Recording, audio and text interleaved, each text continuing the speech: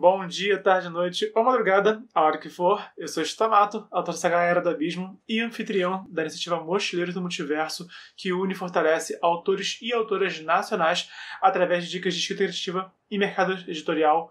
Hoje eu vou falar da Nicaela, do livro O Inimigo do Mundo, que está aqui em cima, tá? É o livro de estreia do Leonel Caldela, mas a minha fonte de pesquisa principal foi o guia da trilogia, que serve como bastidores do livro, como uma enciclopédia, né, dessa trilogia, e também como um livro de RPG dessa saga. E a Nicaela é uma das coisas mais interessantes do livro, porque ela consegue cumprir um arquétipo típico da literatura, mas sem ser aquela coisa óbvia, quando ela gosta de pegar os arquétipos clássicos e recriar eles de forma bem inventiva.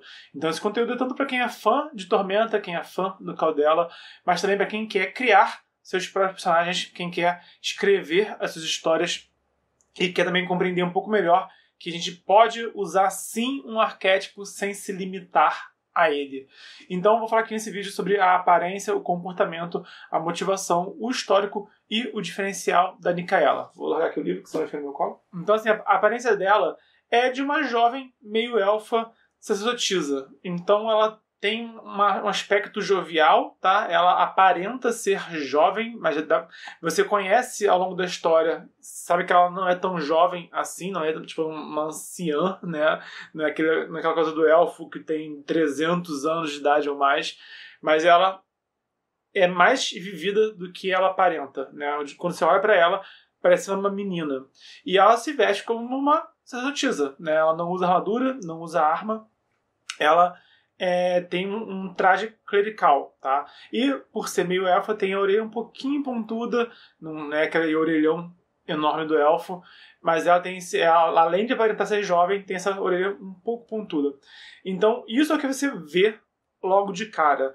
Mas ao longo do livro, pelo fato de eles serem tipo aventureiros e eles passam por situações adversas, você vai vendo que por baixo desses hobbies, desse hobby, né, por baixo desses trajes clericais, né, tem uma mulher, né, com o sentido mais maduro, né, da palavra, sabe? Ela é bonita, ela é atraente, mas ela mesma não usa isso para nada, né? Não é o perfil dela, não é o objetivo dela, né? Ela é naturalmente bonita, mas isso não define ela como personagem, não define o comportamento dela, não define quem ela é. Então é bem interessante.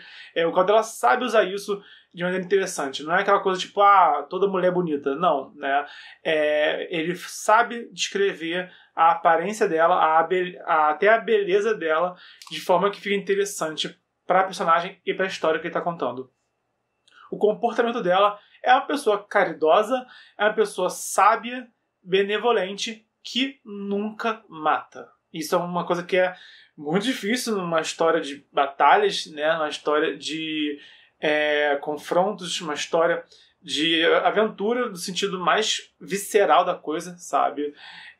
Mas ela é basicamente esse coração do time, sabe? Ela é esse ponto que impede que o time às vezes perca a mão, né?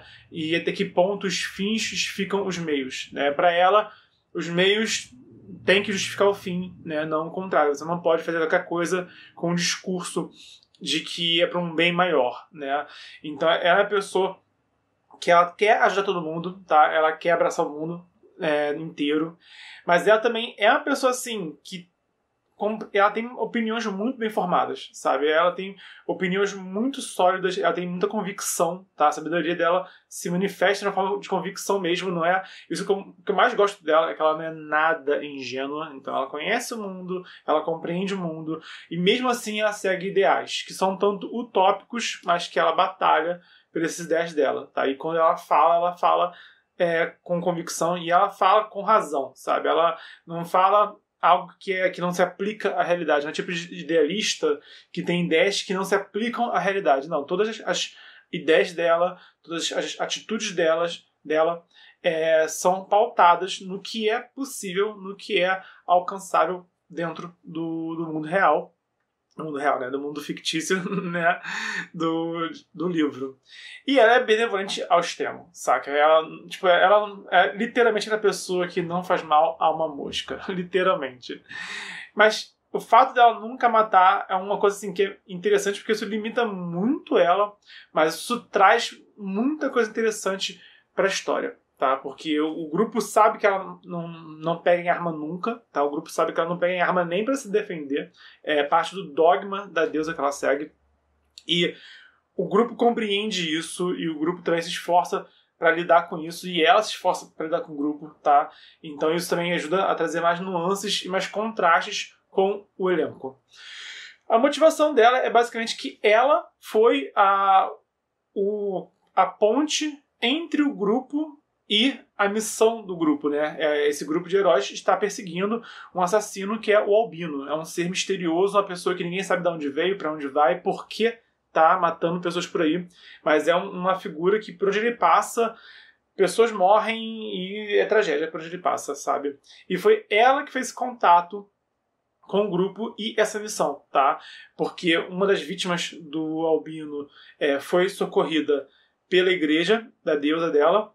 E aí, essa pessoa decidiu pegar todo o dinheiro que ela tinha, que era uma pessoa rica, tudo que sobrou, tudo que restou que ela tinha da fortuna dela, ela pegou e falou: ó, vou patrocinar um grupo de heróis, tá? Vou pagar um grupo de aventureiros pra pegar esse vilão, tá? Pra fazer justiça e impedir que esse vilão mate mais pessoas. Então, esse é o plot da história, tá?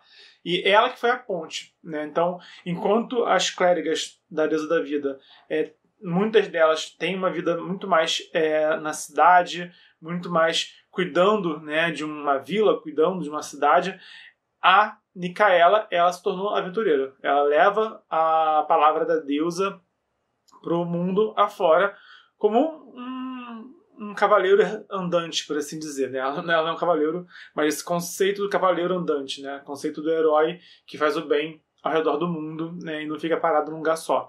Ela tem esse ímpeto de levar a palavra da deusa para mais longe, né? Por isso ela se juntou a esse grupo de aventureiros e acaba que ela que foi a ponte entre eles e a missão. Então, isso é um ponto, né? Que a Nicaela acaba sendo literalmente a peça-chave do grupo, né? A gente esquece um pouquinho disso ao longo do livro, né? Que a gente vê os outros personagens, a gente conhece melhor o resto do elenco, mas a presença dela é sempre muito interessante. Ela sempre está presente no grupo da forma dela, tá? E quando a gente lembra, depois que a gente termina de ler, que, na verdade, ela que deu o pontapé inicial da história, né? Graças a ela que aquele grupo de aventureiros encontrou essa missão, é um ponto que eu acho que mostra assim, a importância dela para a história, tá? E como que ela se destaca da forma dela, que acaba harmonizando todo o elenco e toda a narrativa. O histórico dela, basicamente, é simples, tá? Ela foi criada pelas clérigas, né? Nascida e criada entre clérigas. Pelo visto, ela não tem nenhum vínculo familiar, assim, antes da vida da família dela, tá? E um ponto importante é que ela é mãe e clériga, tá? As clérigas da deusa da vida, todas elas precisam dar à luz antes de se tornarem clérigas, tá? Porque o dogma diz que você só compreende a vida quando você gera vida. Então ela para compreender, porque ela nunca pode tirar uma vida, ela também tem que gerar. Por isso que homens não podem ser clérigos da deusa da vida. E isso é um ponto assim que, como eu falei, né, ela aparenta ser jovem, tá? Mas quando você conhece ela mais a fundo, você vê que ela é uma pessoa experiente, que é uma pessoa sábia. E um dos pontos é isso, o fato dela ser mãe, sabe? Enquanto ninguém é mãe, ninguém é pai, ninguém é mãe no grupo, só ela tem uma filha, sabe? E você percebe isso, que ela literalmente não nasceu ontem, tá? E ela não tá alienada, pelo contrário, né? Ela sabe o que ela sabe o valor da vida como ninguém. E isso é um ponto interessante. Enquanto todo mundo luta para preservar vidas, todo mundo tira vidas, de uma maneira assim, inevitavelmente, né? É inevitável que eles tirem vidas, tá? Mas eles sempre lutam para preservar a vida, né? Não é só matar para conseguir qualquer coisa, é realmente batalhar para defender as pessoas, mas de todo mundo que está ali literalmente entre a vida e a morte o tempo todo, ela é quem mais compreende a vida. Tá? Ela é esse ponto extremo do grupo, né? Que enxerga a vida de uma forma singular, tá? Que compreende a vida. Então não é só os dogmas, não é só os ideais. Não, cara, ela gerou uma vida. Então ela tem uma experiência que ninguém teve, sabe? E ela enxerga a vida de uma maneira que só ela enxerga dentro desse grupo, sabe? Então, esse é um ponto que eu acho que é mais interessante dela também. E lembrar disso na história, e eu tô relendo o livro, né? Então, quando eu vejo ela, já sabendo quem ela é, já sabendo de onde ela veio, já sabendo para onde ela foi, sabe? Me faz compreender ela no nível maior, né? E me faz ficar ainda mais fascinado com ela. Para encerrar, o diferencial dela é que ela é devota à deusa da vida sem ser santinha, tá? E quando eu digo santinha, como eu já falei, ela não é ingênua, ela não é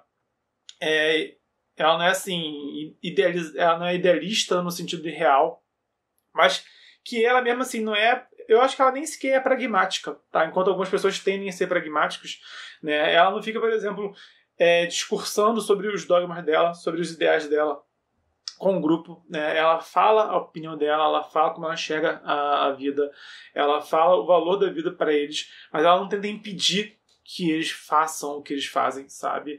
Ela compreende que a morte é inevitável, é uma tragédia inevitável, tá? Ela não quer que ninguém morra, mas, sabe, ela não vai chegar no meio de uma guerra e falar, vamos todo mundo, né, fazer as pazes, porque ela tá errado, sabe? Ela não... Porque, às vezes, alguns escritores botam personagens que acabam conflitando entre si e chega a um ponto que enche o saco, sabe? Porque você vê que tem alguém com uma ideia que não se encaixa com aquela situação. E o que o Caldela consegue fazer é criar personagens que as ideias deles todas se encaixam de forma a ficar ou harmônica ou trazer realmente conflitos, trazer realmente divergências, mas que ficam interessantes para a história e não que atrapalham a história, sabe? A história fica engasgada porque tem um personagem que a função dele é matar desde sempre, tá? Enquanto os outros são, tipo, combatentes, né? Enquanto os outros são até preservam a vida, mas com suas ressalvas, enquanto ela protege a vida a todo custo, sabe? E quando esses ideais, esses modos de vida, né, essas filosofias entram em colisão, sabe? O Caldela consegue trazer isso de forma interessante para a história. E um dos pontos é isso, ela ser dogmática sem ser pragmática, né? Ela segue a fé dela do jeito dela, tá? Ela adoraria que todo mundo concordasse com ela, mas ela não tenta também, ela não atrapalha os colegas dela, ela compreende os colegas dela e os colegas dela compreendem ela, sabe? Então esse é um ponto que é bem interessante, que muitas vezes quando tem um personagem que é ou sábio demais, ou inteligente demais, ou idealista demais, pode encher o saco numa história, e quando ela consegue trazer isso sem encher o saco. Então ela é devota sem ser santinha, sem ser puritanazinha, sabe? Em sentido nenhum, como eu falei, ela é mãe, né? Então, geralmente os sacerdotes, sacerdotisas, né? Essa coisa meio virginal, né? Com ela não tem esse caô, sabe? Não tem essa necessidade, ela não precisa preservar, sabe? O corpo dela, ela não precisa manter nenhum tipo de pureza de corpo, né? Nesse sentido sexual. Ela tem liberdade de fazer o que ela quiser nesse sentido, tá? Mas, novamente, ela compreende isso, ela compreende o sexo e o amor da maneira dela, tá? Que é mega interessante de ler, né? O Caldela consegue também nem ir no extremo nem no outro, né? De novo, né? Porque também tem muito autor que também peca nisso, sabe? Ou tem que ser, tipo, tem que ter voto de castidade e ponto final, sabe? Ou então, tipo, então transa com todo mundo e isso aí, oba-oba, sabe? São extremos que são muito comuns de encontrar na literatura e a Nika, ela não tá nesses extremos, né? Esse que é o ponto. Ela é uma mulher inteligente, que sabe de si, né? Que é madura, que que é sábia em muitos níveis, tá? Inclusive consigo mesma e com o mundo ao redor dela. Isso que eu adoro nela, tá? Esse aqui é o vídeo sobre o elenco do Inimigo do Mundo, do livro. Estamos acabando, tá? Essa série de vídeos, já falei já de quase todos os personagens. Faltam 2 do elenco principal ainda pra falar, que é o Gregor e o Rufus. E teve um comentário no vídeo anterior pedindo pra falar também da Andaluzia, que é uma das minhas favoritas, é uma das vilãs da história, sempre foi uma das minhas favoritas de toda a saga de Tormenta. Então eu vou fazer mais um vídeo também, além do elenco principal.